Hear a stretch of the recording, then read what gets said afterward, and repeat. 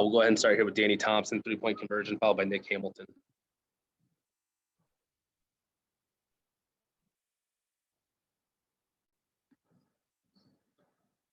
Got you, Danny. Brittany, can you hear me? Yep.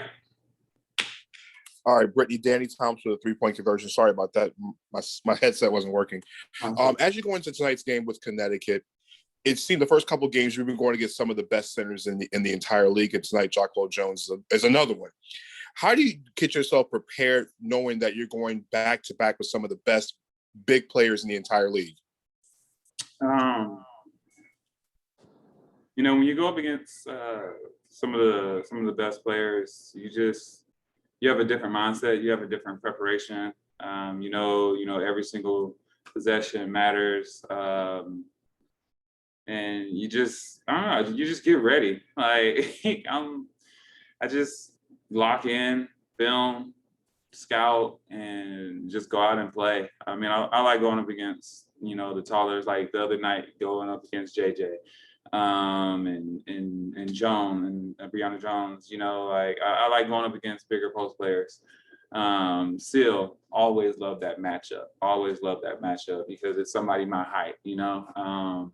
Tonight, you know, got Tina and we got Plaisance. So, you know, just going up against them, knowing that, you know, they shoot a little bit more, so I'm gonna have to, you know, guard them out on the 3-point line and, you know, off the dribble tonight. So. Next up, we have Nick Hamilton, followed by Jeff Metcalf. Hey, Brittany, Nick Hamilton, Nightcast Media. When you look at this Mystics team, what makes them so hard to defend going up and down the floor? Leilani, little Leilani. No, man, I love Lay. But I mean, awesome, fast, quick, small guard. You know, I played with her. I know her basketball IQ is, you know, through the roof. Natasha Cloud. They added Tina, you know, another veteran. So, you know, they have really good basketball IQ players on this team. And, you know, they play really well together, actually. And, you know, it makes it hard to defend them. You know, you got guards that's going to crash. Ariel Atkins going to get in there. Natasha's going to get in there. McCall's crashing in there on the boards. So it's going to be a night of keeping them off the boards. I think that's going to be probably one of the big keys to the game. Okay, next up we have Jeff Metcalf, Arizona Republic, followed by Alex Simon to wrap us up here. It seemed like you got your offense going there in the second half against Connecticut. What were kind of your thoughts about how that game went down there toward the end, and how important is this game in terms of like coming back with a successful road trip? Yeah, got to go in the second. Got to get it going earlier than that though. And can't foul out of a game either. It was stupid foul I had at the end there.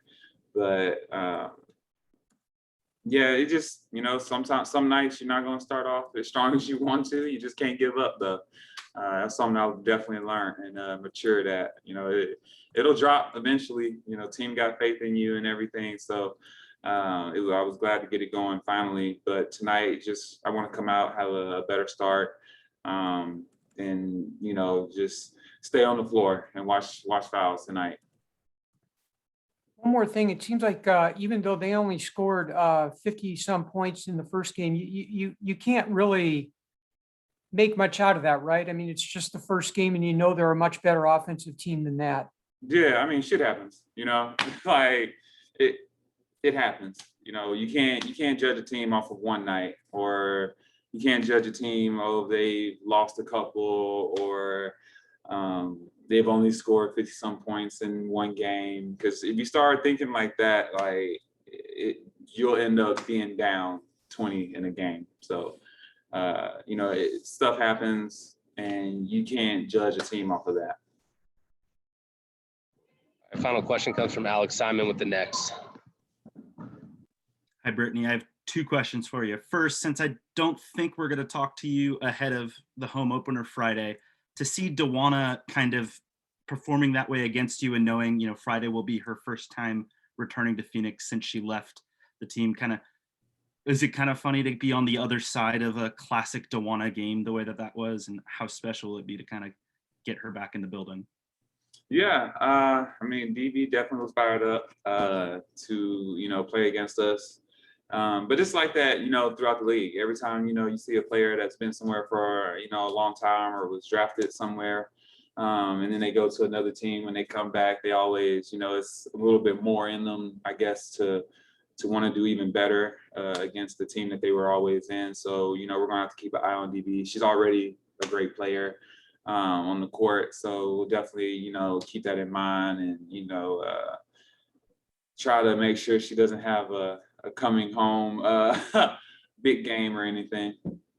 And a colleague for the Next is writing a story about Indiana just signing Bernadette Hayter, and it was pointed out to me that she is listed as 6'10", and I was just curious, have you ever been in a league where you weren't the tallest player in the league?